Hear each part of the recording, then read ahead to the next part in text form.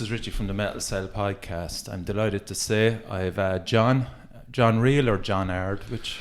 John Rail. John Rail, is it? Yeah. John Ard is just tall John in Irish. Yeah, exactly. You might be giving away the ghost here now, you know. You'd be surprised how many people think I'm Le Faux as well, which is French for false, you know. There you go, So you're doing the same thing as me. So just to set the setting, really, I'm in John's house up in Limerick. Thanks for inviting me up. You're very welcome. And he's put me on non-alcoholic beer, so we're being really professional. Well, I can't have you driving out here and crashing. So. Yeah, so let's start from the early days, if you don't mind. We'll just want to bring you right back. How did you get into metal? Oh, big question. Yeah. I had started. Grunge was big when I was a kid, and I had a neighbour that was listening to Nirvana, and I remember back then it was tapes. Like, I remember one day he had that double tape deck. Yeah, twin decks. He was delighted. I was delighted. He copied me it was actually the unplugged one. It was the live unplugged. He copied me that, and I wore it right down. Like, I listened to it so much because I hadn't, like, back then the internet wasn't a thing, and I'm from rural County Clare, so it was the radio and, you know, Late Show and stuff like that. But as soon as I heard that, I know, this is kind of, this direction is for me. What were you kind of into before that? Was it kind of mostly fanning on? This is when I'm 10 now. Like, I'm very young, so I don't know. I back then I was just kind of fascinated by music and live music and loud music. Yeah. And when I was about 10, I got that, and it escalated quickly from there. When my parents kind of realised I was into that, because I'd listen to what all my friends were listening to and pretend it's like that because look, when you're that age, you're just trying to, when you're 8, 9, figure stuff shit like out. that, you just don't want to be fucking the shit kicked out of you. So my parents kind of realised I was into the heavier stuff, or the rockier stuff, as they Right, say. yeah. And my father had like a few LPs. He had like a few Fleetwood Mac ones. He Okay. had a few Tin Lizzy ones, and I really gravitated towards the Tin Lizzy stuff. So I've been kind of listening to Tin Lizzy since I was 11. And I still listen to them now, as in, like, if I go a few weeks without listening to them, I kind of feel unwell, and then I just stick one on and I'm grand, like, you know. So. And had you any siblings that you could have influenced you? They all hate the music I'm into. Really? Now, some of my brother sometimes, like, I'd have grown up with Kerrang then, so when it came into the kind of, you know, identity years where you start growing your hair and start Kerrang and Metal Hammer were kind of popular, and still then the internet was a luxury that when you were waiting for it to dial up, and there was nothing like watching a video live. You were like, I remember going into an internet cafe in town when I was 14 and like just waiting for videos to load by certain bands and going, this is great, I've spent like €3 to sit here and watch this video buffering. And like I got into the heavier stuff then. Like, I have no shame in saying this, that I know like certain kind of the 80s ilk, like the Zella Cult lads and stuff like that, would have started on the heavier stuff, Slayer and all that. But and Ciaran, who's in Bad Rep, may be the same. Nu metal was huge when I was a teenager, and the bands like Korn and all that were gateway bands. And if it wasn't for them, like a lot of the Irish metal scene that is so healthy right now wouldn't exist. Yeah. You need those bands to kind of, you know, show you the way, you know. As in, like, when it comes on now, I'm kind of like, oh god, or I'm kind of like, Jesus, you know, that was a grand old tune. But that nu metal stuff, I'm trying to think of the other bands from that era. I suppose Korn were the big one. Limp Bizkit. Oh yeah. I remember seeing them going, wow, this is so great. But what I was realising then, I was kind of becoming conscious of the fact that I was being told to kind of like this stuff. Okay. And it wasn't until kind of started going on forums and like going, I prefer the heavier stuff. I prefer the darker stuff. For death metal, black metal. So the kind of, when you came into it, there was a bit of a void in relation to kind of, I suppose, the traditional metal as such. You know, it kind of like the thrash scene had dried up and people were drifting. Including myself now. I was drifting away. I was kind of getting into rap and dance music, and you know, it had been commodified as well. It was popular. It was like what was in, you know, as in like award shows had metal bands at them. Like they did actually, bands. and like Metallica all cut their hair, and you know they were all wearing blue jeans and sunglasses and stuff like that. It became trendy. Like we were watching some 90s movie there the other day. I forget what it was, but the soundtrack was so 90s metal. Really, yeah. And early noughties. Yeah. But look, all that music is what led me to where I was. I think when I was kind of 16, 17, I dyed my hair black. Sorry, 15, I dyed my hair black. I started listening to, like, I'm a huge Nine Inch Nails fan. I started listening to all that class, stuff. yeah. Then I went down the heavier route. Whenever you start listing bands, you're like, I hope I don't forget somebody I listen to. Yeah. But like, where did the goth influence? Oh, right, yeah. Well, yeah. So I'm married to a goth, and I do consider myself, I suppose, a goth. Yeah. In the loosest sense of the word. Okay. Yeah, where did that come from? No, I've never been asked that, actually.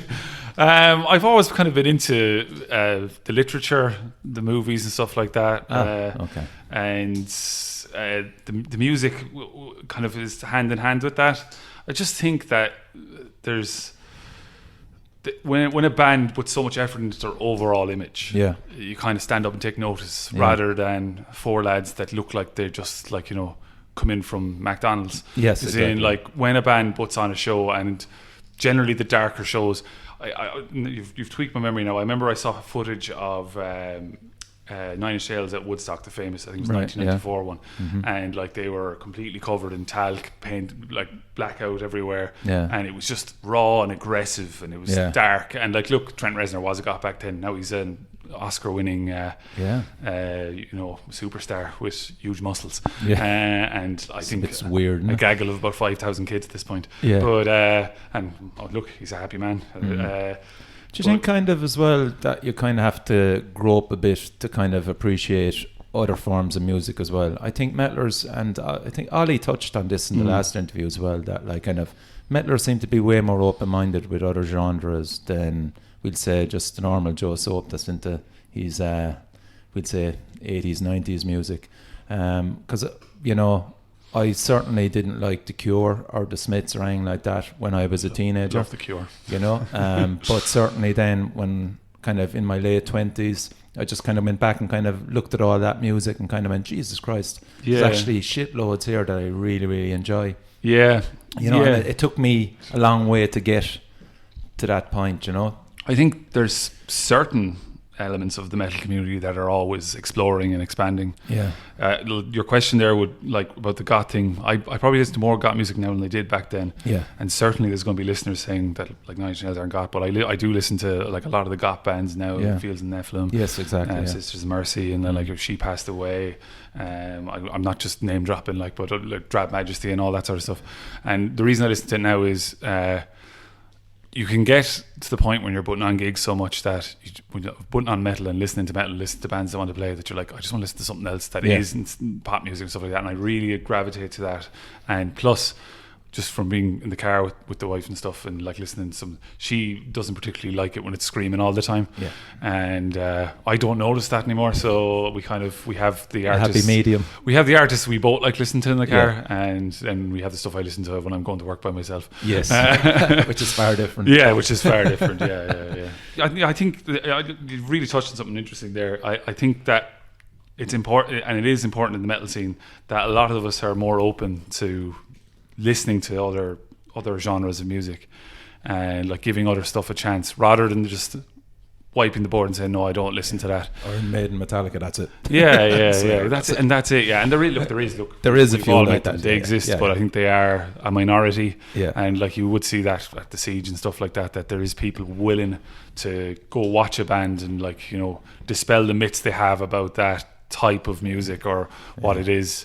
I'm just laughing there because I was at the Marquee, I think it was Toto, and I was kind of conscious going in there, kind of going, Jesus Christ, I'd hardly meet any of the lads that know me from the metal scene, and there was Dave from Gaelic, and upon him, and he in full bullet belt and leather jacket, and I'm just there going, "Hi Dave," and he's going, "Hi Richie," and I'm going, "Yeah, we'll keep it quiet. We'll say nothing." Toto over the job, like, as in, at the end of every siege we play like a non-metal 80s, so it has to be from the 80s. Okay. Like we play Toto, we play In Excess as well sometimes. Yeah. Totally Clips of the Heart is often, but there's such thing as the ear's been saturated at that point. You need kind of a palate but like cleanser. it's just acknowledging what, like, influences. And as well as that, brilliant musicianship. Exactly. They put on, like, they brought America to the marquee in Cork, just with, like, they had percussionists, they had, like, back-in singers, they had everything, and the sound then was just crystal clear as well. It was brilliant, it was kind of, it's nice to see that. And again, if you're just going to be so narrow-minded, you're missing out on an awful lot of other things, Yeah, and I think there's that assumption, and I certainly get it, and I'm assuming you've got it a few times, that like all metalheads are a bit of a meathead, that they just kind of want aggression in their music and stuff like that. Antisocial, man. And they're antisocial. Yeah. And it's annoying, and at points, like, even when you get older, at points you kind of just get a little bit annoyed about it, because it's just so ingrained in society that we are bass music fans. Yeah. And even when you get in a conversation with, like, another music fan who's into something, or the classic line, "I used to listen to heavy metal," which is like, what the fuck? What do you want me to do with that? Yeah, Jesus, I hate that. I just don't give it a platform anymore. If somebody says it, I just kind of stop the conversation. Yeah, you can't really. Because are they trying to tell me they have evolved now and they listen to, I think that's what they're implying. Yeah. You just move on. What about kind of early gigs for yourself? Early gigs for myself. Had yourself in a mate gun? Yeah, I spent all my money. I have an entire garage out there full of CDs. I spent all of my money so I worked from the age of 15, and I told them I was 16 when I was 15. Yeah. They can't get me now. They can't get me. You're safe. And I actually spent all my money on CDs. It's crazy. It's CDs and gigs and getting buses to Dublin, missing school. But I still did everything. It's grand. But I'd have gone to all the big ones. I'd have gone to Metallica, Iron Maiden in the Point at the time. I think it was Dance of Death tour was the first one of the big shows I was at, where I was like, this is a production. And the reason that one sticks out in my head is because one of my friends, Steve Ford, he lives in England now. He wore a big trench coat and leather pants and a leather vest, like a little and leather gloves. And we were right up near the front because we were only about 16. Right. And he was melted, and he just refused because of the image. He refused to take it off, and like the sweat was just pouring off him, and all he cared about was that image. That, like, he's in, oh no, I have to keep. And like, people were standing on his coat because he was wearing the long trench. It was gas. It was gas crack. But I remember that was one of my first kind of big adventures to Dublin. I would have gone to local gigs. The gift of being tall is that when I was underage, I got into the gigs. Like, so I would have seen. Where were those local gigs on? Where would I have gone? So the High Stool, Nestor's used to do gigs. These are all in Clare, is it? No, in Limerick. I'm from Clare, but I'm about 25 minutes. Okay. If you put the foot down from here, like, so. I moved into Limerick wholesale myself when I was 18. Jeez, that was fairly young, yeah. I was one of those, look, I was a rebel kid. Like, I had the piercings, I had the long hair. Now I love my mum and dad now. They're lovely people. I'm not going to be like, but back then I was like, I want to get out and get my own place. I'm cool, man. They're dropping me in fresh vegetables and groceries every week because otherwise they'd have been dead. But yeah, I'd have gone to gigs when I was 16. Like, my parents knew I was into music. I was like, I kept my head down in school and did everything like that, but I was allowed to go to gigs and stuff. Right. And I would have gone into, like, the High Stool, which is closed down. And the High Stool is one of those venues that the nostalgia mode is kind of covered. Everyone says it was amazing. It wasn't always amazing. I was in there when there was like 2 people in there for a gig. Right, yeah. But I'd seen bands like The Swarm and Victim X and Roper back then were kind of a big band in Limerick. They were the new metal acolytes at the time. Okay. And I remember when I saw The Swarm then, I used to think they were the heaviest thing ever. And then when they did a reunion gig, and this is no offense to them, they weren't as heavy as I thought they were. Yeah. But I was just, your ear, I suppose, grows. Where else was there gigs in Limerick? Then Baker's after that. I was kind of in college when Baker's is a big thing, and Baker's is kind of where Bad Rep started, cool. Where we all came together. You stayed in Limerick in relation to college-wise as well? Yeah. I stayed in Limerick. I did liberal arts, and then I went on and did youth and community masters, and that's what I work as. And was there much of a scene through the college? Yeah, there was. It was interesting to see that happening, because I guess when we started Bad Rep, we were students, and we were appealing to students, and a lot of the stuff we're doing was kind of midweek, and we were the student audience, right. And we'd be delighted to have a few students in, or even have a band play. And there was 3 of us in Bad Rep at the time. One of the former Bad Rep people is in Cork now. Shout out to him, go on. Yeah, Shane Horn. Shane. So, yeah. So there was 3 of us, and we did gigs there. Shane worked in the venue. He was like a booker in the venue, and Ciaran. Me and Ciaran, actually, it's funny how we know each other. So how I started doing events was outside of Bad Rep. We did like metal disco in a venue, and I did that myself with a few friends, and it was packed. Like it was an under 18s one, because I think I was like 18 myself. Yeah. And we were doing a disco. It was packed. We were doing really well. Like it was great. And Ciaran was running a gig the same day, but this was in Riddler's. The venue owner hadn't told Ciaran or me that there was 2 events. He double booked events. Okay. Yourself and Ciaran were double booked. Yeah, but me and Ciaran didn't know each other. Like, at this point, right. So Ciaran rocks in and comes up to me, and I'm up like with a DJ box, and he goes, "What's going on? What's going on?" And I was like, we bring up the bar manager. Bar manager tries to play it off as if it was our fault. We quite quickly realised that like it wasn't our fault. We didn't know what to do. So like we didn't start in the best of terms, me and Ciaran, but then when we had our first meeting, we explained, like we were talking about that situation. It was childish, this thing, and we laugh at it now. It's gas that's how we first met. Yeah. Ciaran was actually putting on a metal gig, and he'll say like, what was hilarious was he came up to our event, which was packed, then he put on this metal gig. There was about 4 or 5 people at it, and we started doing gigs. I did a few gigs myself in upstairs in Nestor's, which is gone now. I'm pretty sure it's the Thai restaurant you said you're going to later. Yes, this is actually where Nestor's used to be. Good. So that where you're sitting eating whatever you're eating later, that's where they used to do the gigs. There might be a few initials carved into some fucking wall. Yeah. We did the initial we did our initial few gigs there, and they were grand. But the thing, Ciaran is just an amazing sound engineer, and he's like really good at dealing with bands, and that's something people from kind of traveling around and seeing that in other countries.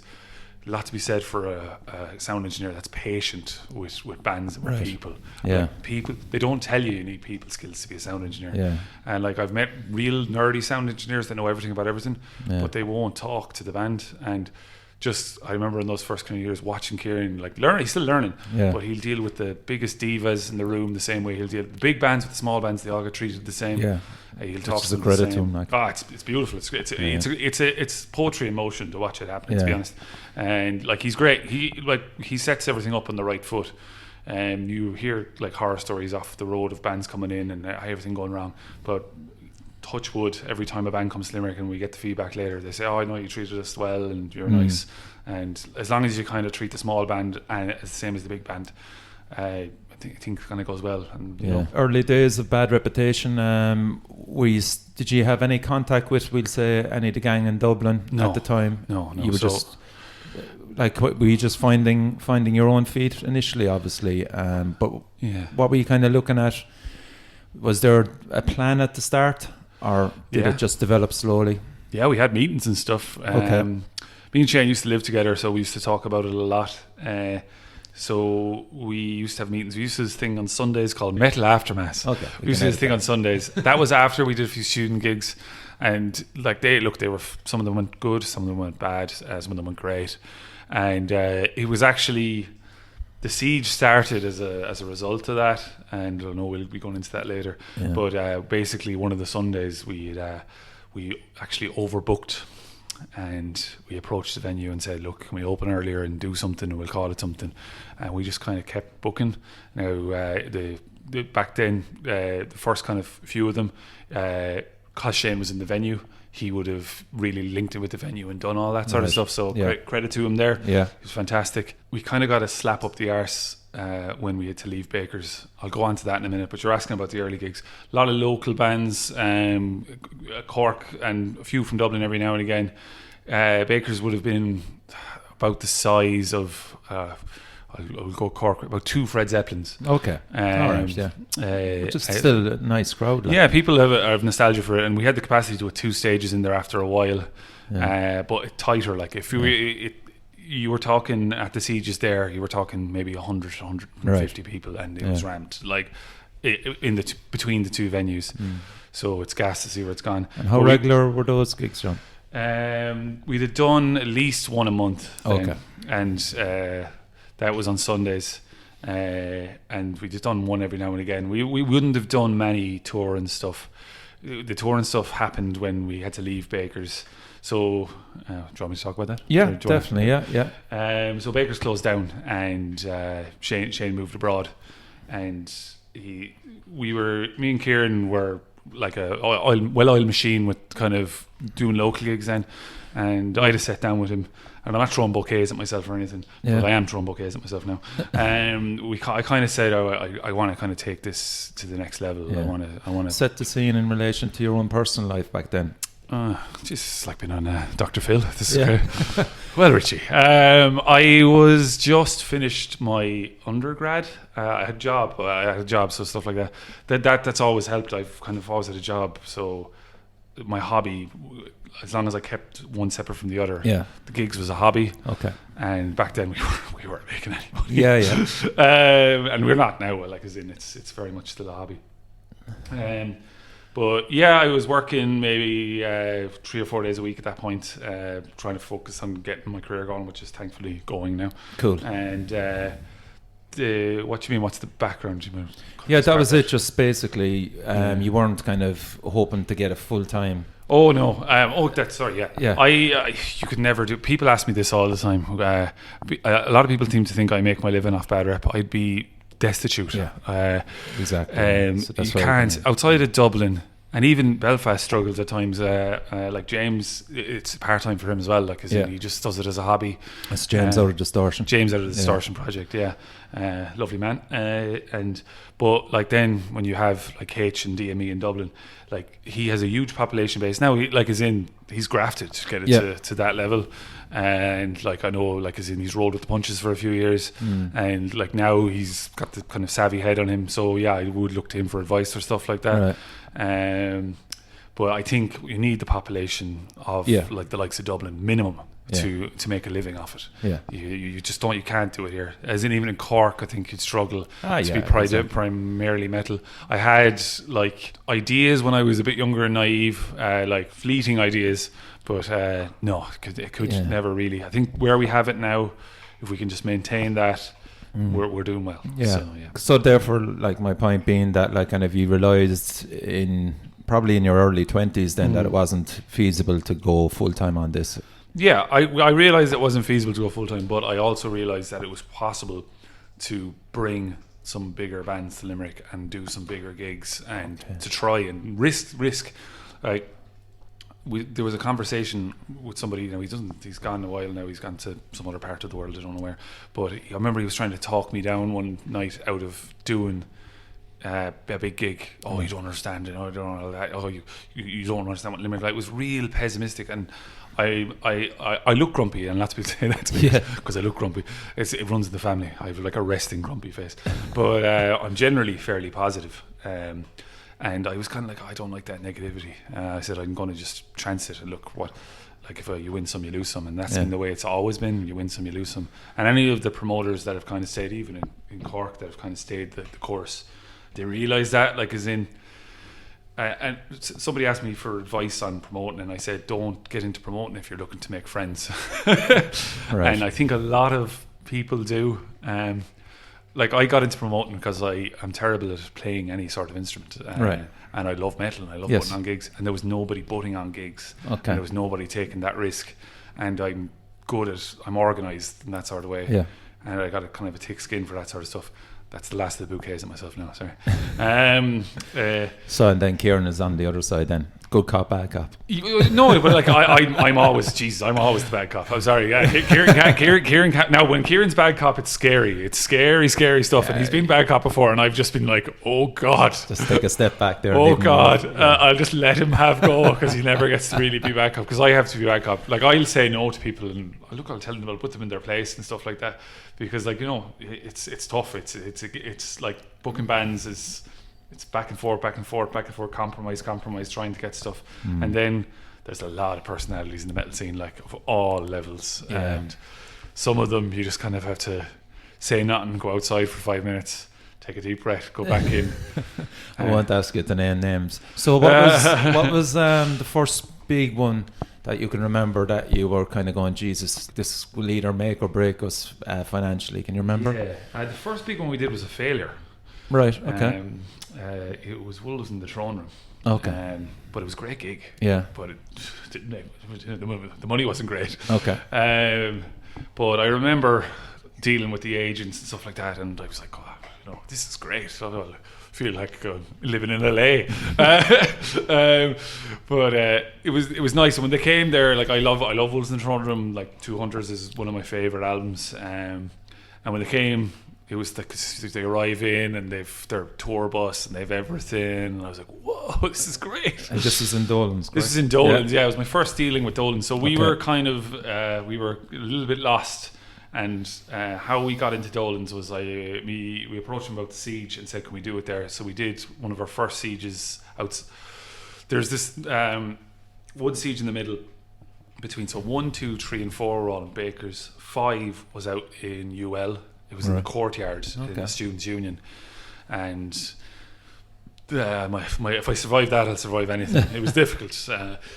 We had to do that. We had to do a lot of work there. It was like a beautiful thing about, and look, Cork is definitely similar. We're so close together, but the beautiful thing about Limerick is a lot of people have helped us out with like gear, driving stuff around, just lending stuff and time, and over the years then. We've paid them back for like favors they've done and stuff like that. Yeah. As in it's small enough community. You need it. Yeah, like gear is the big thing. Like the Siege, we borrow off the Limerick band so much. They really help dig us out, and it's just about they get it. As in like the rising tide brings up all ships, and I do think the Limerick metal community, I don't like the word scene, Limerick metal community is in good health. Could do with a few more bands for the amount of stuff that's going on here, but which I always think is hilarious because Cork like ebbs and flows with gigs. It's doing well at the moment, and hopefully it'll last. But look, there was a period there 6 or 7 years ago where we were getting all the people from Cork up for our gigs, because there wasn't really anything happening down there outside of the odd Mastodon gig once every 2-3 years. That's right, yeah. And I don't know where I was going with that. You were tracing back to UL for your Sieges. So 5 was there. Yeah. It was gas crack. We had an outdoor stage, which was interesting. It was sunny. It was really sunny it was in April, and there we could have stayed there, but I just remember I had a chat with the Dolans, who've been really good to us. I have to say that in this podcast. Yeah. No, I don't have to. They are great. They really are. They understand. Neil is like a metal fan himself. And like some of the bands I'll ring him about, he won't know who they are, but he'll just ask me, he said, "Shinkel work?"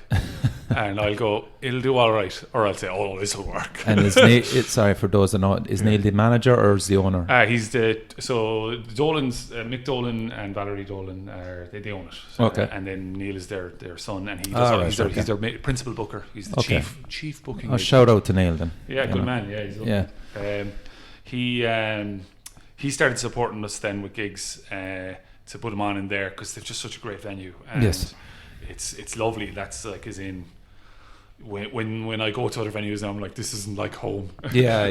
Dolans is kind of home for us now. Well, it is home. Yeah, it is home. So we moved there from 6 onwards. Okay, so we're on to 23 now.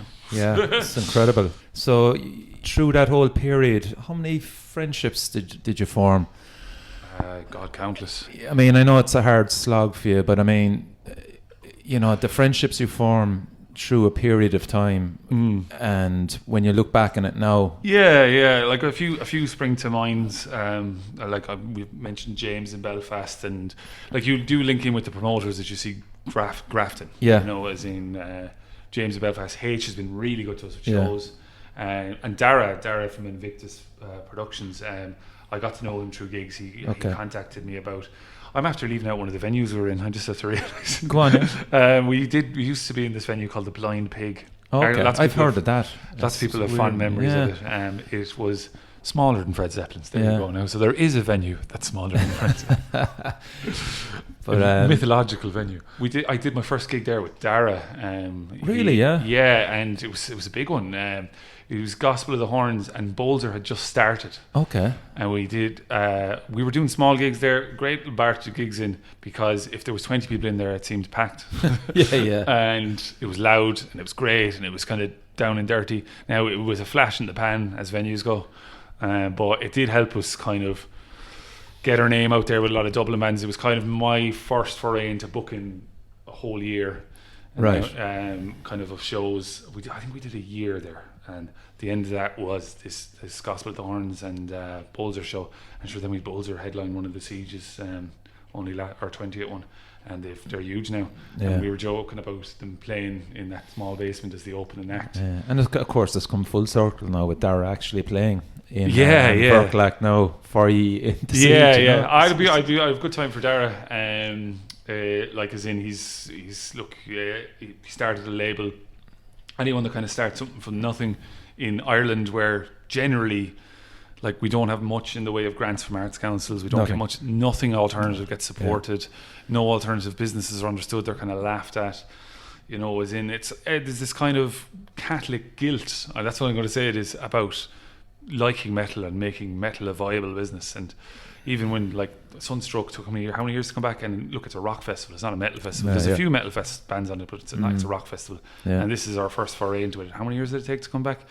It's just not seeing it. And then you've got, like, the rest of Europe with their there's an industry of metal. But I could argue with you there to say the only reason Sunstroke is back is because the Celtic Tiger is in full swing. Yeah, and they're keeping that quiet. There's money there. It's back because they can see it's a viable audience. Now we'll see how it goes. That remains to be seen. Like, as in that's the joke, as in, how do you know the boom is back? MCD are doing a metal festival in Punchestown. That's it, like, exactly. So when did you first realise then that we can actually get sponsors in to help us with the Siege, I suppose? So the sponsorship thing was a while. What happened? It started earlier on. We just kind of contacted alcohol companies that were coming into Ireland, trying, so it started with, was it Bavaria? It was Bavaria. And the first 5 were Bavaria. The first one wasn't anything. Then 2, 3, 4, 5, 6. Was Tuborg involved as well? Tuborg came involved then as well. Yeah. So when we moved to Dolans, we were collectively approached by Tuborg about it, and that was for a while. It's gone now a while. We haven't been sponsored by a booze company for a while, because I didn't want to. They were great, and thank you for the support, but the Siege is very much, I don't want to sell our soul to anything, you know. Okay. So Jägermeister would be. Was that creeping in at the time?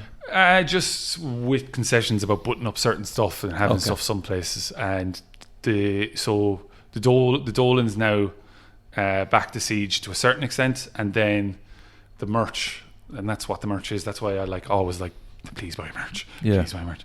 They flip it because it's not I know it's free, but it's taken years off my life, I'll tell you that much. It's just the kind of stress of trying to keep it balanced. And it's 23 of them now. It's coming up. This is the 23rd coming up in April. It is 2020 now, isn't it? I'm glad kind of you brought up the merch. You always seem to sell out of t-shirts too fast.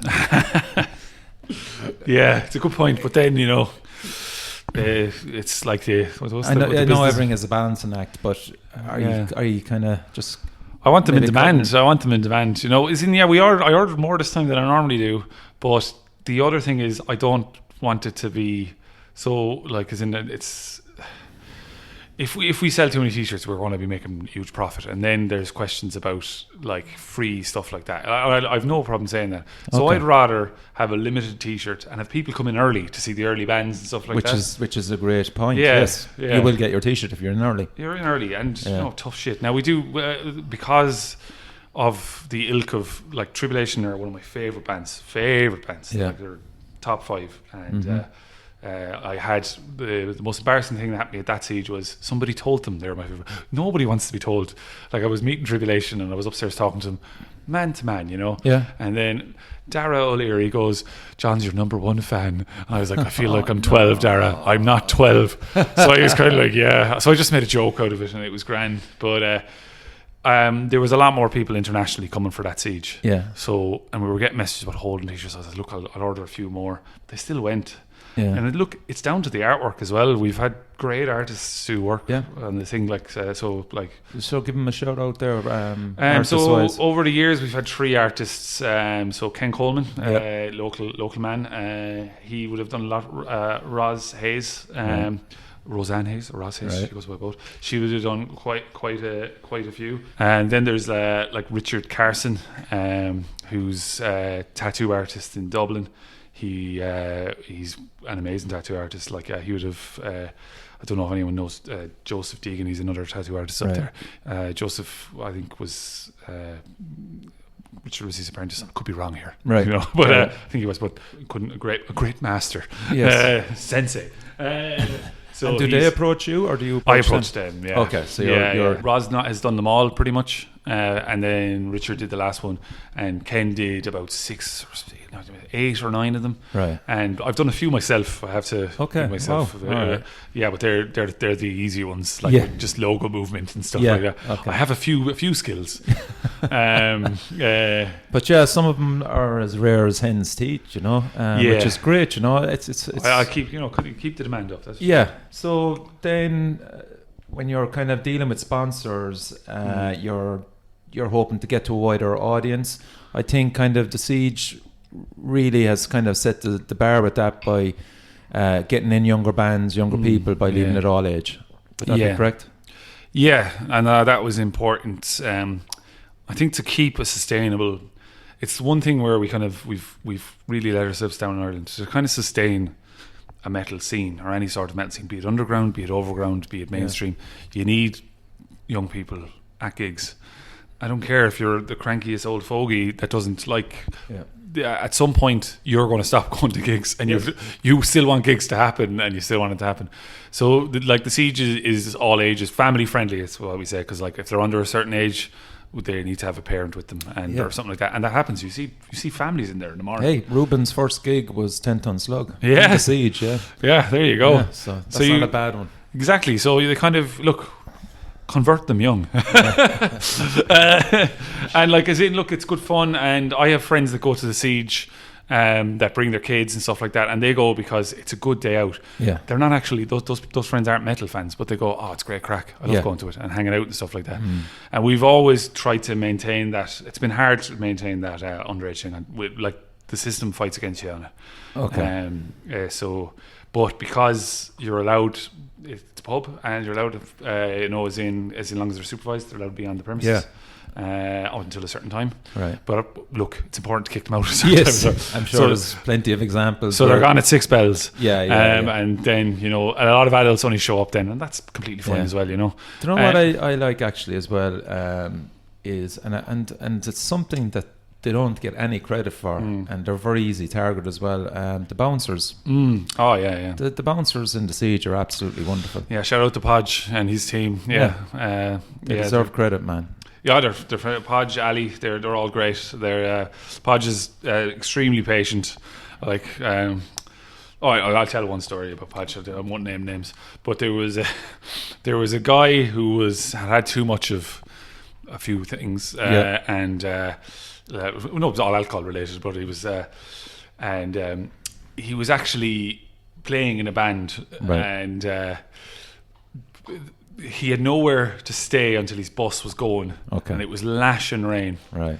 So Podge found a nice quiet spot for him, and he'd no money, nothing like that, because he'd spent it all. Yeah. And instead of kicking him out, which you'd get in any other venue where they wouldn't care anything, Podge found a quiet spot for him, gave him a cup of tea, set him down there outside, said, "You're not going anywhere near the venue anymore, because you're not allowed to be in there because you're over them, but you can sit here, have a cup of tea for an hour, here's a few biscuits and everything like that, let him sit down." And I've never met a bouncer that sound. Yeah. And like, he'd be kind of nice with lads, as in he realises that there'd be a bit metal gigs can get a bit boisterous, and like he'd have a laugh, you'd get a bit of a bounce of a laugh off him, like make jokes. I think he is the bulb of.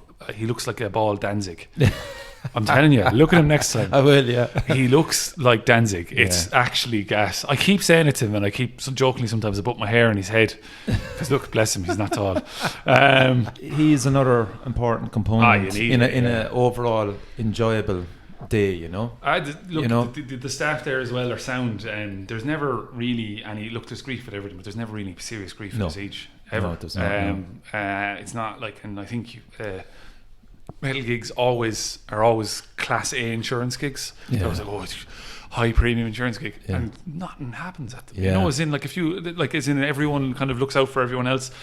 The best thing the bar manager said to me there once, that it's the most politest event he ever serves at. That's incredible. Because he said people wait to be served, and they say thank you and stuff, and you're like, you'll see this guy coming up with a face like iron on him, and like dressed like a security fence, and like he'll be like, 1 pint of Guinness please, and he'd be like, thank you, and then he's like, oh my god, you don't get that, you don't get, there's perceptions and incredible. There's no fucking airs or graces about it. And like in my time I've done other gigs over the years, and I just like, God, give me a metal give me a metal gig any day. Even like people chat to each other outside in the smoking area. There's this kind of thing that if you see kind of somebody by themselves, you will kind of let them into your circle. Like, I know this is all like, you know, hands across America shite I'm talking now, but there is that a bit more warmth, and I think that's a very much an Irish thing, because I've gone to gigs abroad, and like while the crowds are big and there's loads of things, if you can feel a little bit alienated. I felt that actually in Brutal Assault, which was predominantly European. Like we, funnily enough, all that seemed to be there was Australians. They're just a different level of anyway. Somebody let them off the reservation. It's different breed, man. Jesus Christ. Lovely guys, don't get me wrong, but man, you know, after a while they kind of, you're grimacing. When does the planning of the siege start? It's all the time. Is it all the time? So when one is finishing, are you literally kind of going, the bands that didn't make this one, we're moving them into the next one? I know you do have to rotate, we'll say local acts maybe. We're getting to the heavy questions now. Look, we got 6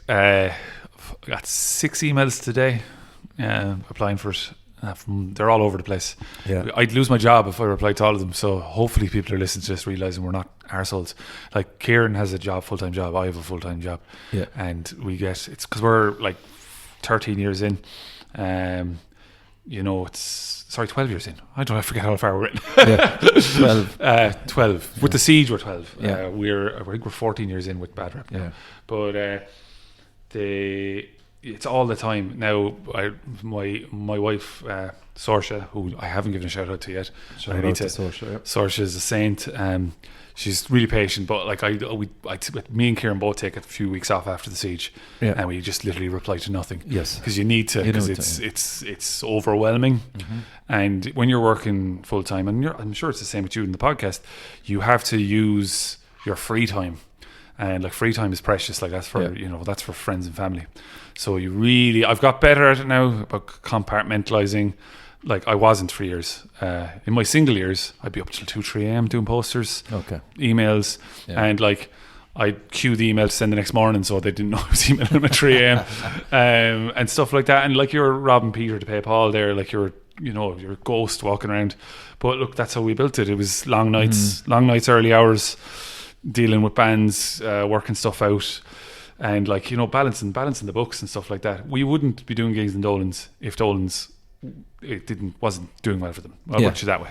So when a gig goes bad, they go, fair enough, because this one went great. You know, and it is that balancing act, and it is that act of fate. And like, I wouldn't be doing gigs if Saoirse didn't realise that I love it and it's my hobby, it's a passion. Some people play golf, I put on gigs. Some people play guitar, I put on gigs. I can't play guitar, I wish I could play guitar. So the avalanche of emails, when they start coming fairly fast after so we've put them all in folders, and then me and Ciaran would meet and obviously we don't not talk. So we'd either talk on the phone, or I call into him, or he calls into me, and we'd have a chat, and we say these bands. And I generally have like, I give him like an Excel sheet of a load of bands. Right. And I'm just going to be blunt as we can be. We like prioritising Limerick bands. Because look, we're from Limerick. Well, I'm from Clare, but Limerick and stuff like that. And look, it's the Siege of Limerick. Yes. So yeah, some sarky comments were made about certain bands playing all the time, and I was like, I'm always going to put Ciaran's bands on. Yeah, he does enough for us. Yes, and they're great bands. But yeah, we do. I think the next one is the most new bands we've ever had. Okay. And with that comes a lot more work, because they're not used to us. They don't get the structure, and you got a lot of people kind of staring off into the middle distance with their mouth open when they land into the venue. Okay. And you're kind of trying to get them, because with the Siege is an oiled machine now. We've a crew of fantastic volunteers that help us in the merch, like whatever's in. Sorsha is great with the merch. Sean is great with the merch. As in over the years we've had loads of people help with that, and they do that for free. Yeah, actually it's true. Yeah, they don't get. Yeah, like and some bands are sound. Some bands will give them a few pounds, and they'll be like, "Oh, deadly," And but they're doing it for the fun of it, and it's grand. Get a few drinks. So we'll say, for a band now that hasn't appeared on the Siege, how do they get on the Siege? No, not that. It's just how can they help when they arrive that day? Thank you, Richie. And I will go to that other point, because I missed something a minute ago with the bands. But what I will say is, when you arrive at the Siege, make sure every band should have giggable gear before they even look at playing a gig outside of their garage. Some bands seem to go to places where they'll borrow another band's gear and stuff like that, and then when they're looking for gigs, they have nothing. We've had bands arrive without instruments. We have this list of like the greatest hits of stuff that's happened over the years. The without instruments one was a right doozy, and they were Irish. I was like, if they came on a plane, we've had bands that have lost their guitars on flights, grand, we'll sort them out. Irish bands going, I didn't bring I thought I could get a bass guitar here, and you're just kind of staring at them blankly going, what? Without heads, bands looking to be fully plugged into the PA. Okay. Thinking that is not, it'll be fabulous. Yeah. So my first thing is, if a band wants to play the Siege and they are coming to the Siege, have good giggable equipment. At the Siege, we obviously have the bones of the backline there. Most festivals do. Yeah. The bigger festivals do sponsor the backline. We have looked into it, but it's a big problem. Yeah. So we have to look into it. But heads and stuff like that, generally bands should have their own heads, because they have their own sound. Yep. And most metal bands use heads and cabs and heads. If you're using combos, you're an indie band. Yeah. So they have your own heads, have good leads, have cables, have feckin' drum felts, spare, have all that. You are singing to us if you have that stuff. Come in, bring in your gear in one fell swoop. Don't be bringing it in drabs and drabs. Not one fell swoop. I know you can't carry everything once, but be orderly. There is excellent bands, and I need to give them a shout out who are good at this. The Crawling recently played in Limerick, and well oiled is what I can say. Gear comes in, merch goes up. No surprise there. No perfect. Surprise. Yeah. No, but and there is great bands like that as well that are fantastic for us. Because Ciaran is a sound engineer, his band are good at it. Yeah. They're not very good at the merch side of stuff, though. But they're good at setting up, getting their gear set up, doing the sound check, not dilly-dallying on stage. When you come in, don't just expect us to know you're here. We don't have a sixth sense, and people they expect that. Oh yeah, there's a little bit of a kind of a Barbra Streisand kind of thing with some bands that I have arrived. Where is the person to greet me? Well, you've seen me at a Siege, you've seen Ciaran at a Siege. Yeah. We're basically head down, ploughing through stuff to get stuff done, running from one stage to another. Never changes. No matter how organised we think we are, it has never changed for us. So yeah, when you get to Siege, come in early, get your stuff into the gear room, be polite to the people in the gear room, because they tell us who's not nice, and if they're not nice, we don't have them back. That's a crucial one, man. Fucking manners. Jesus Christ. Be polite to the staff. Staff tell us if they have trouble with a band, and we respect them, because they're there 12 hours the same as us. And when you're on stage, don't eat into another band set.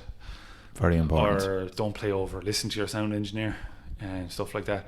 And I always say it, any band that's playing the Siege should have something recorded that people can check out in advance. I know it's hard for some bands, but even if it's a loose recording that you can click on a Bandcamp or something, or you are shooting yourself in your foot if you don't have a t-shirt.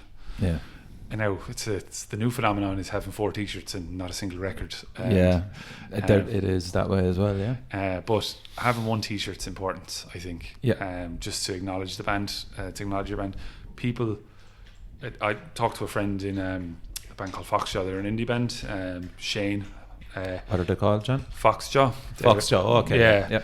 And great band, but he's always so baffled by the amount of merch that metal fans buy, and it's a phenomenon only in the metal scene. It doesn't happen in other scenes. The amount of t-shirts that are bought, CDs still bought, vinyl bought, stickers, patches, everything is in, like, it's a viable, for a band to cover their costs at Siege if they do it right.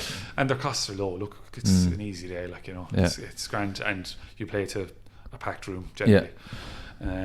So I suppose we'll say then a band land in with their merch, they go to the stall. When do they collect the merch? You're really hitting on them. All these bands go get merry and they forget to collect the merch. Some of them are really good, so I send a reminder text. Some bands are better than others. Generally around 1:30, because at that point the merch girls and guys are on their last legs. Get your merch out. And nobody's buying beyond that point. No, they're not. True. They're not, because they're not. You might get one person that'll come up and literally haggle with you, and you're like, I'm not haggling. I'm not selling. And I get asked for size advice on t-shirts. Large is your main one. The bands that don't invest in t-shirts for women are losing out. And there's another one. Tell you that lots of them don't, because lots of women will wear a small t-shirt, but some of them do want the lady size ones. And we get them every year, and we sell out of them before we sell out of anything else. Oh, there you go.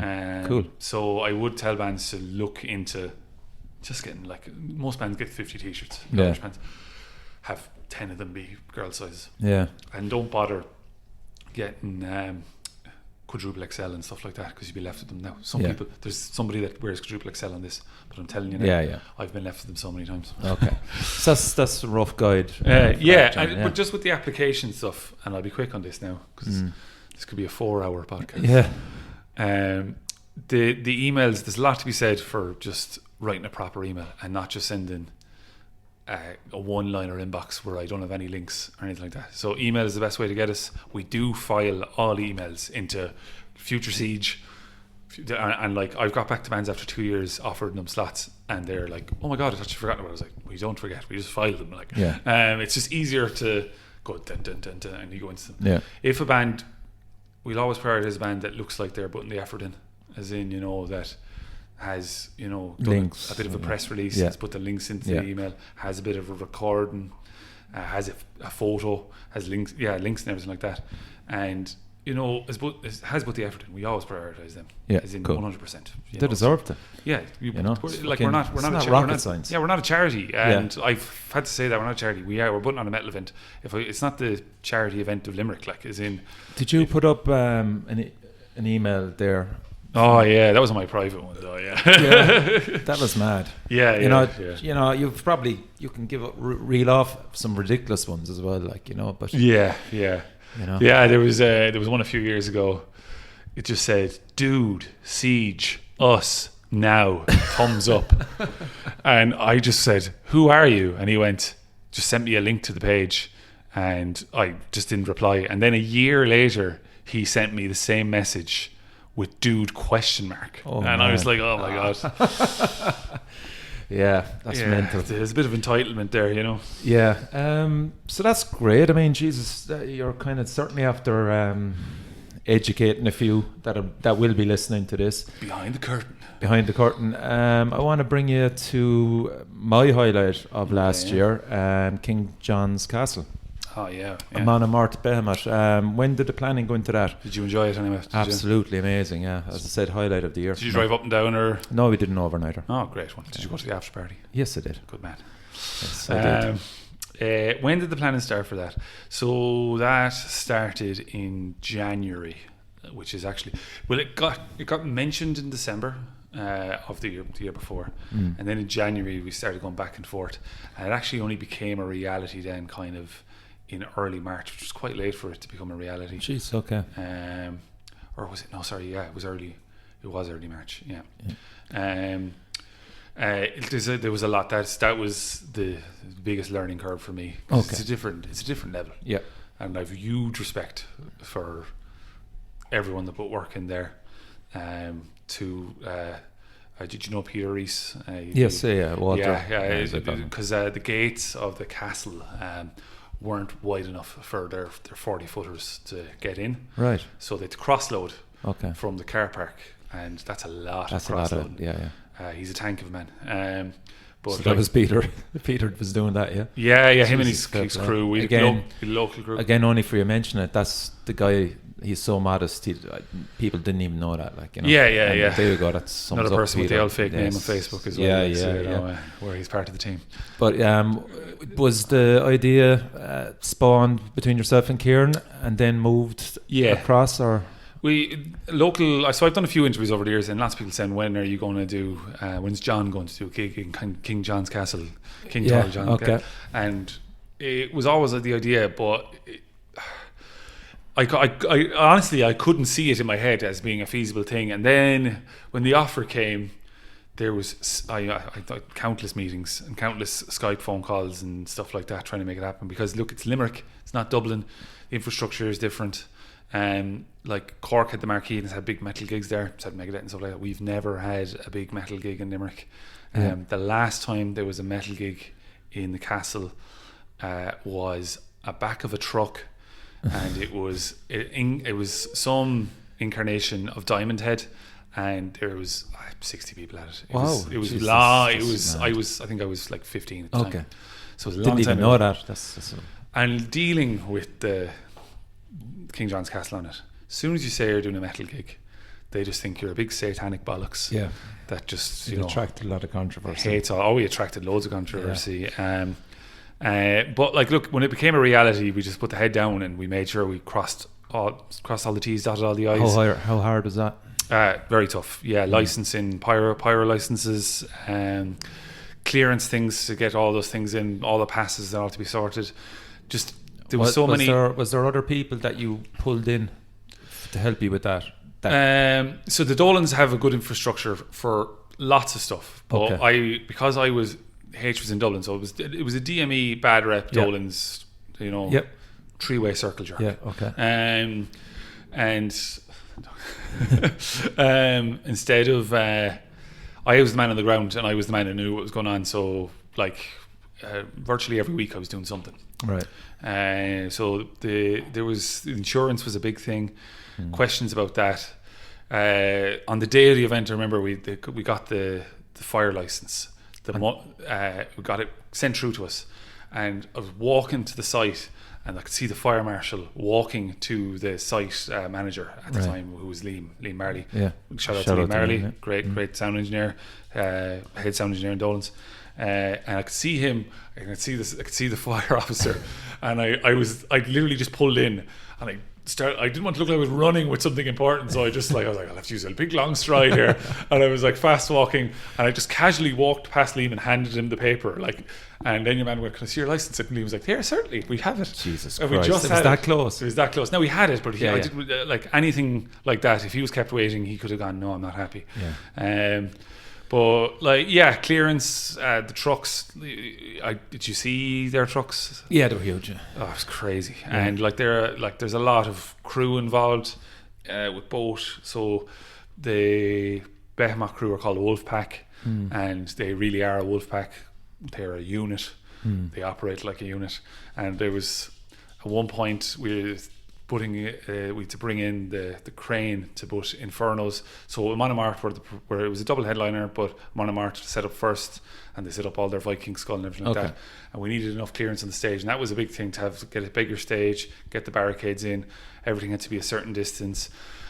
And I'll go back to the controversy in a minute, because that was the biggest thing. The biggest thing was the controversy. All the other stuff was just bureaucracy and necessary Irish stuff, and all this other small stuff, and getting stuff in time, riders in time, organising shuttles. There's a lot goes on. Security, team meetings with everyone, dealing with the public. You forget that you get emails about everything, like wheelchair access and stuff like that. Reporters, press passes, all you get it all. It was really cool. And when it was on, I was so tired, and everyone's like, "You look really tired." I was like, "Of course I'm really tired." But it was great. It was fantastic. The day itself, the stress. So the pressure of the day was crazy. But it flew by. I drive an old banger of a car. I'm not a car person. People always laugh about it, and because I'm like 6'7", they're always like, "It's like your man in The Simpsons." You snagging the size of my automobile. Now I'm actually, it's time has come. I finally have to get a new car, because it's just like it's at this point now. My car's name is Nuala. At this point, Nuala's, she's on her last legs. She owes you nothing. She's a grafter. So I arrived up at my car, and I didn't think that at any point I'd have to give bands a lift in my car. So I had to give Johan Hegg in my 05 Corolla. Classic. I had to give him a lift from. So we were outside Dolans and their tour bus, and it was like 8 or 9 a.m. And their tour manager came out and said, "Oh, well, you give me another guy a lift down with a few bags." And I went, "Oh, right, yeah, I will, yeah." And I said, "Look, my car isn't great now. Don't be expecting a lap of luxury." And your man was like, "Oh, it's grand, it's fine. Johan Hegg's the same height as me." And he came along, big sleepy head in him. And I went, "Oh my God." I hadn't cleaned the car out, as in it had stuff from work in there. And I was like, "Oh my God, he's getting into my car." Folders and papers and everything. Yeah. And he got in and he just went, "Old car." And I went, yeah. He said, "You need big car." I'm doing a disservice to his accent. He's very clear, eloquent speaker. But over the course of the day, I had to drive him up 4 or 5 towns. So by the end of it, we were just laughing and joking about it. And I was chatting away to him. He was gas crack. He was a funny man. And he, because so many bands had come through, like we were talking about Corrosion of Conformity, because he knew the lads, and they were talking about that, and they played, and talking about other bands we come through. We were just talking about people we knew and heads we knew and stuff like that. And towards the end, there was people hanging outside the castle on the last runs. Yeah. And there's a guy, he's a local myth or legend, Barry Ryan. Yes, do you know Barry? Yeah. The reddest face in Ireland. Yes. Lovely gentleman. He didn't approach for a sign poster, did he? Or no, but he doesn't have an off switch. He has this loud volume. He once was shouting in an airport, calling my name out I could hear him from 2 terminals away. But he approached anyway. We were driving in, because we were allowed to drive through the gate, and I was dropping Johan in through the gate, and Barry saw that it was me in the car anyway, and he was just standing there outside the gate, and he just kind of nodded, and then as I was going past, he obviously dawned on him who was in the passenger seat. And the biggest, Johan! And he actually grabbed the back of my car. Yeah. And he started shaking as if he was shaking shaking his hand, and he was like, "Who?" Johan was like, "Who is this man?" I was like, "Oh, sorry, he's kind of a local legend." He's like, "Oh yeah, is he dangerous?" I was like, "God no, he's a gentleman." He's like, "Johan, oh God, Johan," just screaming in after him. And I was like, he's like, "Are all Irish people like this?" And I said, they all have a touch of it. But that's brilliant. Yeah. He was a gas man. Yeah. So stuff like that sticks out in your memory. But I mean, I suppose kind of when you get a perspective on it from maybe a week before it happened and a week after it, considering the huge controversy that was building the whole time. Do you want to talk about the controversy? Yeah, I do. Yeah, I think it actually helped you in the end. It didn't actually sell that many more tickets, by the way. Didn't it really? No. Well, okay. It's actually is called the Barbra Streisand effect, because apparently it was controversial and she sold more tickets for one of her shows. I had to look that up because somebody referenced it. Okay. Go on. At that point, there's this time, because it was close. We heard it was coming. Yeah. When you've Bethemoth in town, there's always controversy. They've built great band, great music, but they've built an industry off, proving these people wrong and making them look like idiots. Yeah. And now there was no direct contact between this politician and Behemoth, but he chose to go on the radio. He was looking to get in the local press, but the thing was, there was a big write-up in the Irish Times the year before about Behemoth because they played Dublin. Okay. And he was there asking for no visas and stuff like this, visas, and I was there looking at their visas, as in like they were already coming, like they were on their way. I was like, this is a bit mad. And look, art is freedom, as in it's as simple as that. Like you can make an argument, and a long-winded argument, I could go on for hours, but simply, as soon as you start censoring art, we're going down a very dark path. And if I watch Silence of the Lambs, does that make me a cannibal? You know, as in why is there different brands given to how metal people consume art, stuff like that?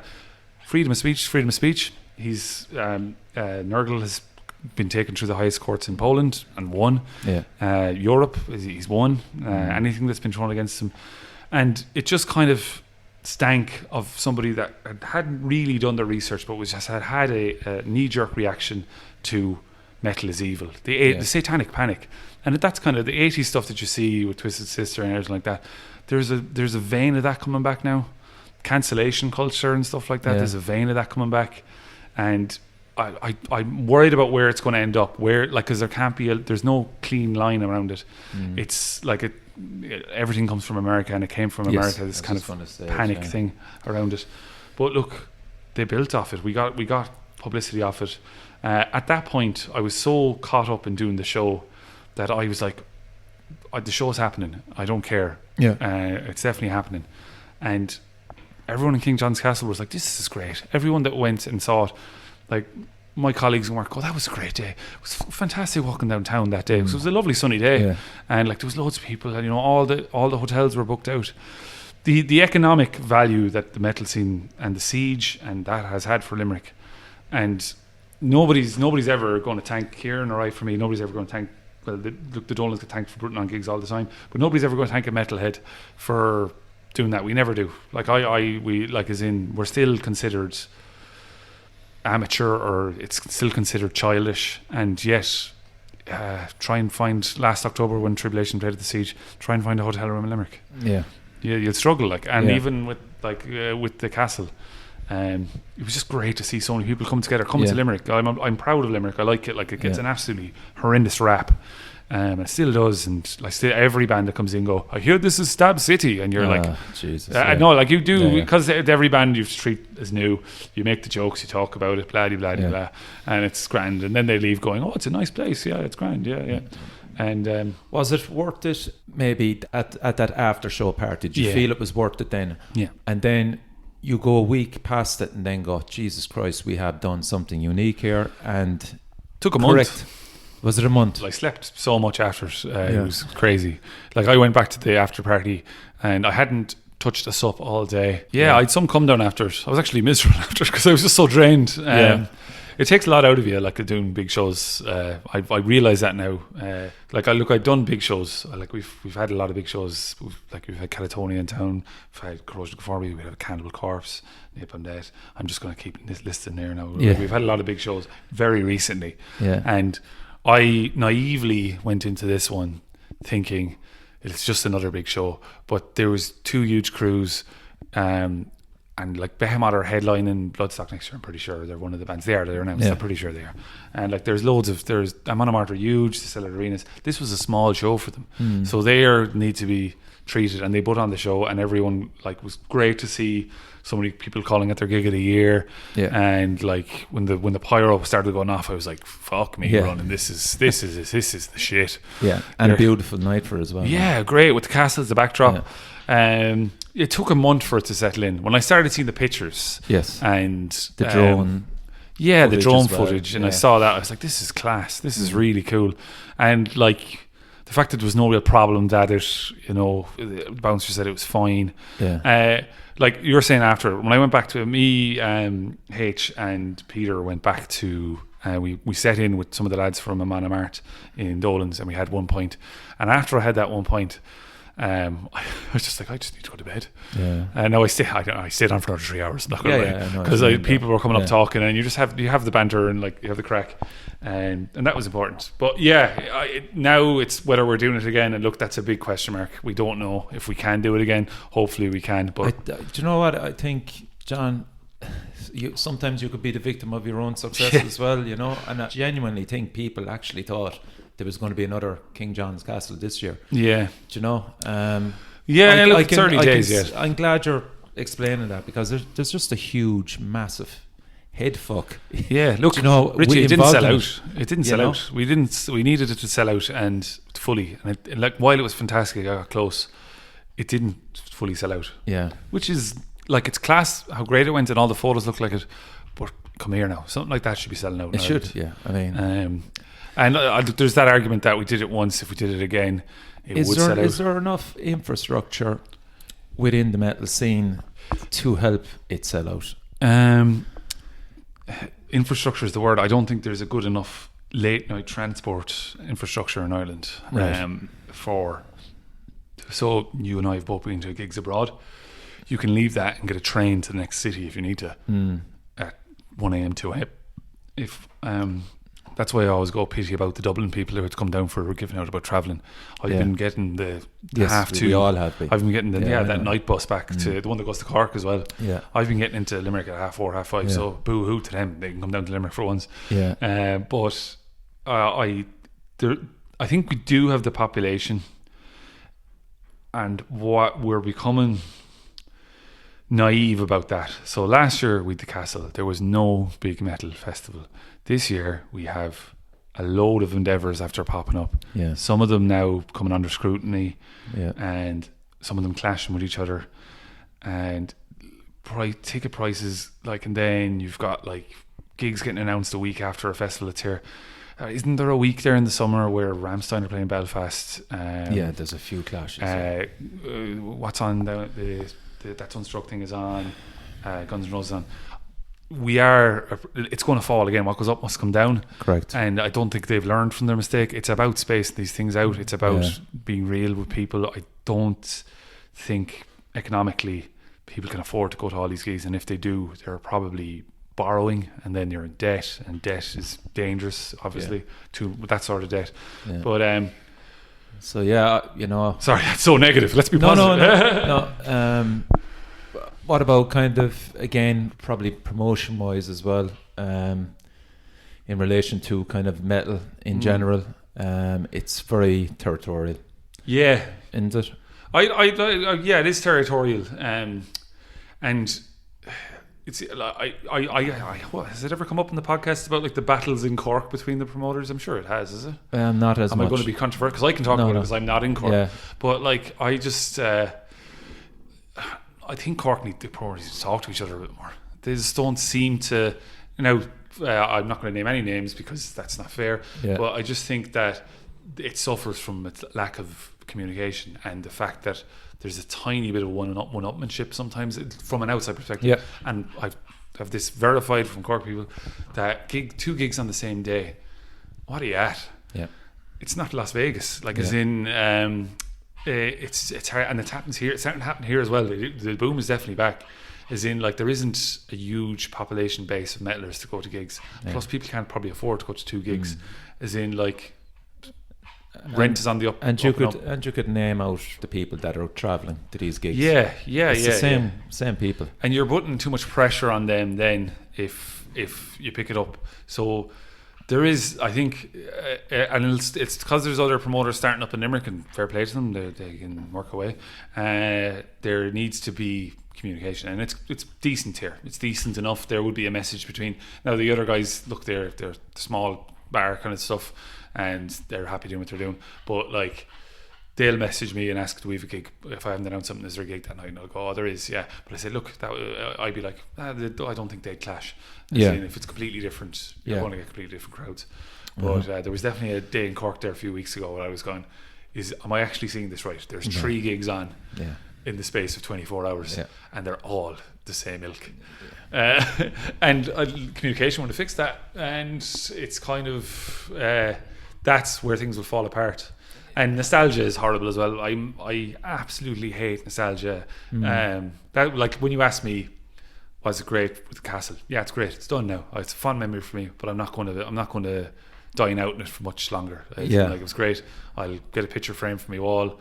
It'll be something I talk about with a few pints in me, but I probably won't talk about it beyond this podcast. And what happens? It's an Irish illness. Is people go, oh, remember when there was gigs like this all the time? It was fantastic. Oh, back in the day. And you're like, God, you're not 90.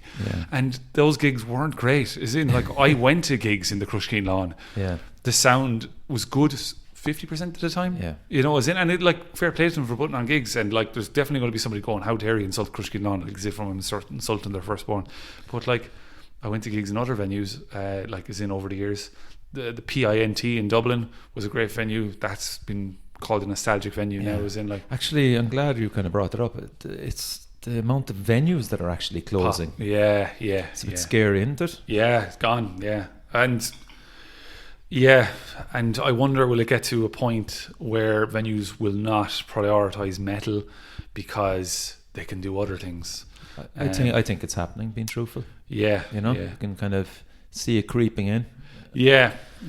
Again, it's just down to a lot of it is communication between promoters as well. And I would chat to the guys in Cork, chat to the guys in Limerick. See, Cork and Limerick, we're getting into it now, are very close. So unless when a band goes beyond a certain level, it's not really realistic for them to play both cities when they're huge. Because you're just fucking each other over. The two promoters are just fucking each other over. Yes, exactly. So there was an offer, I remember, when Bellwitch were doing it. We could have done Bellwitch as well, and I know Con did that. And if we'd done that, it would have been bad for both of us, even though they're a great band. Love the band. But it would have been bad for all of us, because you're talking the same. I travelled down for it, like another 10 or 15 lads travelled down for it. I'm sure, John, you could name another 20 situations like that. And straight away, like, you know. But it's good then, like that. Like I've seen you coming up for gigs a lot, and I've seen other lads coming up for gigs a lot. It's an hour on the motorway, an hour and a half on the motorway. You said you did it in there earlier, and when you think about people in America, they travel like 6 or 7 hours to go to a gig. We complain about things that are, you know, very minimum. Like, you know, if it's a midweek gig, it's going to be finished by 11:30. If you live in Cork, you'll be back in your bed by 1. And sure, if you can't get up for work, when you're going back to bed at 1. What are you doing? It was the way the Invictus. That was gas crack. 20-year celebration went off. We will be doing something in that church again. So there's your insider information there. Cool. Okay. So nice. Hopefully, and I'll be doing it. It'll be just a bad rep thing. So that'll be this year at some point. And it should be fun. That was fun. Love doing things in churches. Logistically, the church is a church. It's not like the ones in Tilburg for Roadburn, which is converted to a venue. This is a church. Okay. So we had like 2 entrances, and we had to get Portaloos in, and lots of calls with Dara and stuff like that. And look, those bands, their bands he's collected over the years, and having them in Limerick was great fun. Having such a diverse international audience all dressed in black, looking miserable. And going to Donkey Forge Chipper for fish and chips was also great. And like loads of them hung on for the next day as well for the Siege. So it complemented it well. Definitely did. Yeah, we had a last minute issue there. We smoke is a priority for all. They all wanted to have like dry ice and smoke, and we tried it the night before, all fine. And for some reason, 5 minutes before doors, when we just blasted the smoke, all the smoke alarms went off. We'd delay doors by 15 minutes, and we had to go around because it's church. And Ger, thanks to Ger, is the principal sound engineer. A bit of everything there. He does everything. He's her contact there. He went around on a really high ladder with plastic gloves and condoms. What? Yeah, and fixed the problem. So then it was all right. And look, it was great. The Portaloos and great. Why am I talking about Portaloos? Sorry, go on. Man, you're a promoter. It's everyone was like, I am drinking cans in a church. And that graveyard, if you're coming down for the next one, I'll take you on a tour of the graveyard. Cool. How goth is that? Yeah. There's some really funny stories about the gravestones in there. How important are foreign nationals to the metal scene in Ireland? Living here or coming here? Living here, attending gigs. In your opinion? Yeah. I hate saying foreign nationals. Foreign but nationals. I mean, what can you fucking... You sound like you're on a prime time debate. Yeah. Foreign nationals. In relation to the scene itself, as a promoter now, what's your perspective on it? Yeah. At points, so our heyday was during the recession. Well, No, you're still good. fuck heydays. Yeah. We're doing all right. Yeah. But like when we started doing bigger gigs was during the recession. Yeah. And a lot of our audience, our staple audience, were maybe 20% European, as in the Polish area, Latvian, South American, that were coming for shows and driving in for shows. Like, there was a guy, I think he's gone back now. I have two stories. I have to mention the guy from Japan. Yeah, go for it. Is it Gort in Galway had a large Brazilian community for a while. That's right, yeah. And huge metal scene in Brazil. And there was this group that they had a van. It was their work van. Right. And they would drive up and everyone would take a turn driving up for a gig. And there was like 10 of them. They came into gigs. The thing is, they didn't want to talk to anyone. They just wanted to watch the music. So a few times the Irish lads went over talking to them, and they just stare at them. But they're like, we kind of got on to nodding terms towards the end. Now I met one of them since, and he's settled, but the rest of them have gone back to Brazil. So like that was funny. But then there's this guy. His name is Kenji or Shinji. Right. And he went to college in UL, and he comes back without fail to every siege from Japan. Every year on the Easter siege, he flies back in for it. Incredible. And he buys CDs from if the band has a CD, he'll buy it. He'll buy at least 10-15 t-shirts. Jesus. And when I was doing siege t-shirts online once, this order came in and it was mad. It was like all the Chinese writing. And I was like, I'll try and do it. I'll try and write it on the envelope. I was in there like going, oh yeah. And the t-shirt ended up back with me after a month and a half. It had loads of stamps on it. And I got to know him because I didn't know him at first because I just thought he was... Because I remember when he came up to the stand, he'd always have a backpack on and he'd have a list of what he wanted. And I just thought he was an Asian gentleman that lived in Limerick. And then he came up to me after one siege because I just saw this order from Japan, and I was like, oh cool, somebody from Japan siege. And he's like, oh thanks, I got the t-shirt in the end. I was like, you're the guy, you're here. He said, I fly over every Easter for this. That's incredible. I was in college doing computer science in UL, discovered the siege, and I come over every Easter for this. And he's got a small community over there, but he apparently gives all the Irish stuff to, and he's given me a lot of Japanese stuff as well, a lot of Japanese bands. Now then he said, oh, will you fly them over? And I said, I can't afford that. Yeah. But another great example. Yeah. We've had a lot like that, but that one is my favorite because he I wait for him at Easter because he's not a very out. Where you meet a lot of antisocial people at metal gigs that just are into metal. Now they're friendly, but they're friendly to a point. So like when I'm excited to see him, he just gives me a blank look. He just goes hello, and you're kind of like, look, he's here. That's what all that matters, you know. Yeah. So just lastly, we'll have a look at what's coming. Yeah. On the siege in April. Oh, cool. Yeah, let's do that. So Full of Hell. How did you decide on them, or did it coincide nicely with their tour pattern? Or so I'm dropping the friend bomb. I'm friends with Dylan is the main guy in that band. Nice. By saying the main guy in that band, they're all the main guy now. Yeah. But I was talking to him. They played here at the Bad Rep 10-year anniversary. Yeah. With Conan. It was a great night, and they were fantastic. And I actually only listened to them. I listened to maybe 2 or 3 songs, but it coincided that they were in the country, and I was like, oh look, they're a cool band, and with Conan playing, I'll put them on because I know them. And as soon as they played, I was like, God, these guys are, wait till you see them, it's intense. Now they only play for about 40 minutes, but you'll need a glass of water and lie down after it, so they were touring, and I was talking to Dylan. He said we're coming back, and then their agent got in touch through DME and stuff like that, and they wanted to play Dublin, and he said, they want to play Limerick as well, and just back and forth the usual email thing. Okay. Like if I show you my inbox, it's because I never delete my inbox, and if anyone has OCD, I'm the worst person to meet, because my inbox is like 4,005,000. I just kind of I've everything since the dawn of bad rep in there. So if somebody says, when was that? I go, ding, ding, ding. Oh, you have it, yeah. Jesus. So having them back is great. They're really excited about it, because when they were here, we were talking about it, because they're really kind of a lefty band, and look, I'm a lefty. I'm not going to say that. And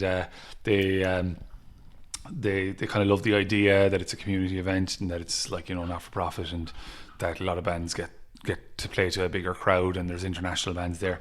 And look, trying to sell them the crack element as well, like, because crack in Ireland is mighty. So yeah. Crack, CRAIC, just in case somebody abroad's like, you sell crack at the Siege. Primitive Man played Cork. I saw them. They were fantastic. Apparently they were great frontman. Yeah, I'm looking forward to having them. We get offered that. Look, there's some gigs we can't do. You win some, you lose some. But looking forward to having them back. I have an awful lot of time for 10 Ton Slug. I think Sean and the lads, if I was to pick one band in Ireland that are really grafting and like genuinely know what they're doing, have a vision for what they're doing. Now other bands were saying, we have that. But just when I first met them, I was talking to Sean, and he had a plan. And I was like, God, this is great. You're not just playing for a few points. And like all the love in the world for bands are just doing for fun. But they had an idea, and they stuck with it, and they honed that, and they had like an idea for it. Like, and they released stuff. They did cool t-shirts. They did everything. They toured. And like kind of do it, and there's a little bit of jealousy. And I know, I'm sorry to bring that in the metal scene, where you hear people making kind of snide remarks at other metal bands' success. I'm sure people don't say it in the podcast because they're all trying to be squeaky clean and everyone loves each other, but you don't begrudge that band their success, just because your band isn't doing as well. 10 Ton Slug have earned where they are, we, like me and Sean were talking, and I was like, look, I want you back at the Siege. I know you're kind of you've done loads of Sieges at this stage, but we want to make a big thing out of you playing the Siege this time around, so expect a big thing for that one. We have a few ideas. Excellent. That should be fun. They're just fucking lovely guys as well. They're just gas. And absolute total professionals. In every aspect. There's another highlight actually of last year, was when they supported Memoriam. Yeah, great gig. Yeah, and Zella Cult as well. That was one of my favourite gigs last year. Fantastic highlight as well. That Memoriam gig was great. You had the time to enjoy that. Yeah, because Bolt Thrower, like huge band, huge fan of them for years. I listened to them at least once a week in the car. Some of the best death metal riffs there is, and lovely guys. You interviewed them, great interview with them. What came across with all these kind of really angry bands that really angry, Cannibal Corpse and Pat, who gotten like, let's talk about Pat for a second. Okay. Like all that stuff that came out about Pat, and fair play to Ciaran. Ciaran came out swinging, just saying he was an absolute gentleman when we were here. It was a really early get in for that one. Fair enough, it's Cannibal Corpse. I'm not going to begrudge Cannibal Corpse an early get in. And I was like, who is coming in at 9 a.m? As in, like, normally get-ins around 11 or 12. Okay. If you're very lucky, it's 1. And you're like, great, I get it, woohoo, I can go in and... Because, like, I'm busily trying to get all the writer stuff in and getting all that stuff done, making sure that there isn't vomit everywhere, making sure the place has been cleaned and doing all that stuff and getting all the paperwork done. We arrived up to the band room, and Pat was already up there at 9 o'clock, and he was playing, he brought a little travel guitar, or it was a mandolin or a travel guitar, it might have been a mandolin. And he was just sitting up there, jamming out in it, and all the time in the world chat to us, like talking a big name in the metal scene, talking about his Irish roots and all that sort of stuff. And he was doing, he admitted that like he was doing that tour sober because he was sick of doing tours drinking, and I think he said that in a few press things as well, so I'm not giving up on anything like that. So he was coming towards the end of the tour, and he was just really proud of himself, and it was great. Like, and we were just chatting away, chatting about bands, sharing stories, and the amount of time he gave to everyone that came up to him, because he just walked around the venue in the front bar drinking tea all day, and like, and he'd talk to anyone about everything. And like there were some people that were coming up that were really, you know, I would have been like, my patience is wearing, and he was just so patient with them. Really nice, did loads of photos, and was just really hanging around. All of the lads in the band were just so pleasant, and then they get up on stage and they're like and then like they just, when Pat got torn apart in the press, I was like, you don't fucking know this guy at all. Fuck off. As in like we're trying on one hand in the world, trying to, you know, tell people that like mental health is fragile and stuff like that. The lad had a bad day, you know, as in have you seen the film Falling Down? That's a bad day as well. Like the lad had a bad day and he suffered for it, and they just, you know, dragged him through shit. And fuck there's metal websites. No, I'm just going to go and get angry. There's metal websites out there that made their bank on it, like, you know, put up pictures of the man suffering in jail, like he's suffering in court. I was like, no, this is not right. He was such a nice man. The band were so nice, and I know I've gone off on a kind of a preaching mode, that's fine. But they're just so nice. Sorry, tangent galore there. Yeah. Oh, well, I mean, there's a funny one there, and I know you like funny stories. Canadian beer is not very popular in Ireland. We'll all agree on that. Yeah. Molson, is it? Yeah. I call it headache special. Right. But look, it's grand, it's fine. Right. And their writer just said speciality beers and stuff. So we got them beautiful local beers, all these lovely stuff. And the rest of the band were drinking it, and we hadn't seen Corpse Grinder all day. Corpse Grinder stays on the bus, plays video games and all that sort of stuff, and comes in for dinner, says one or two words, goes on stage, plays, and notoriously doesn't like socialising that much. And towards the end of the night, we're clearing out. He's a big man, big neck. Yes. It's bigger in person. We're clearing out anyway, and we gave them all these nice beers, but then I just said, there's a case of Canadian there from our last gig. I'll just throw it up into the band room, because we get Canadian, because we have to go with the beers the Dolans can give, because because Dolans sound like that, and we buy the beer off Dolans and we put it up. So throw up the case of Canadian, thinking that'll still be there. About 1:30, they're thundering up to the band room. I heard it at the stair. I hear you've Canadian malt. I can't do American accent. I hear you've Canadian maltsum up here. Do you have fucking Canadian up here? And I went, yeah, there's loads of it. Loads of it. And he opened the fridge. He's like, 6 bottles. Oh my God. I haven't been able to get this anywhere in Europe. Corpse Grinder. Yeah. He said, I fucking love Canadian maltsum. And I said, I actually have a case. Do you want it? You'd swear like I'd given him like the keys.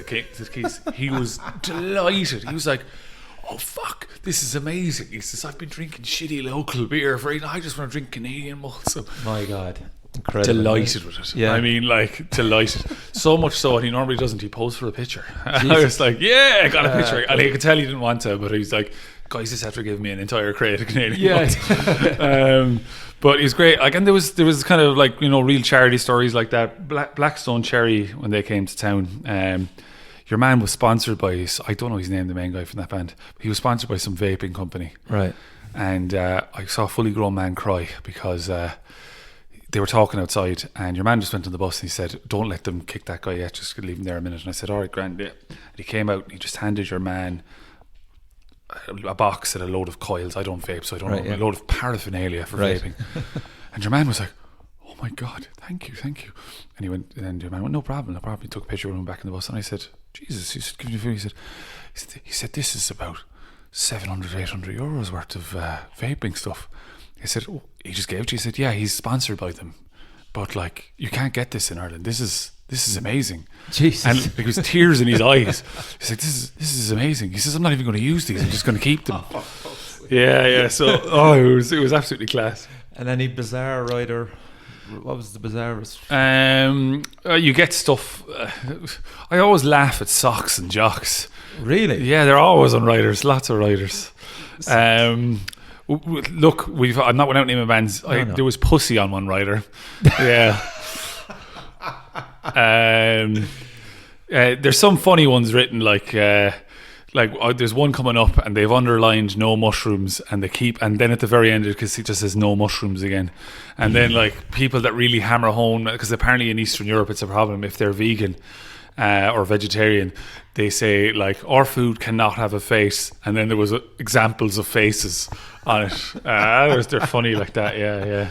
The pussy one was funny because I didn't vet it, and I sent it on to Dolans to say, oh, this is the writer I'm bringing in, and they just sent me back a message going, did you look at the third line on that?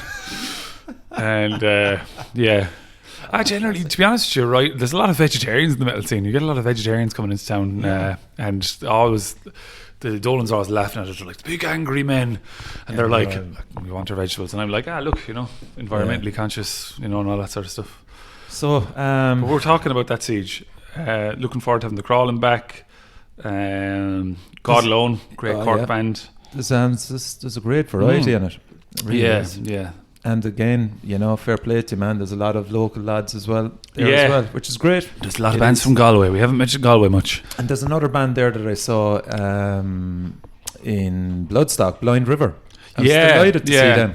So I'd have a good relationship with James around the Siege, and he'd sometimes build tours for bands there, because he'd run the Bloodstock event in Belfast, and he'd run gigs around them coming over. So we've got some cool bands through it. Yeah. And that's how King Witch originally came on our radar, and I've had them back a few times since. Great band. Yeah.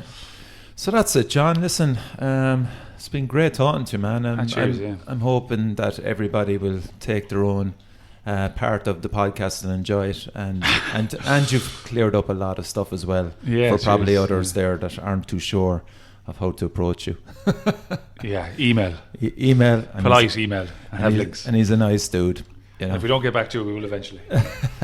So that's it. You've been listening to the podcast with John from Bad Reputation and the Siege, and check out the website and all the social media side of things from the Metal Cell. And again, long may the Siege last, and Bad Reputation. They've been fantastic for the metal scene right through the last 12-13 years. So thanks on my behalf, and much appreciated for sitting down and talking to me, John. Up Limerick. Limerick. That's it.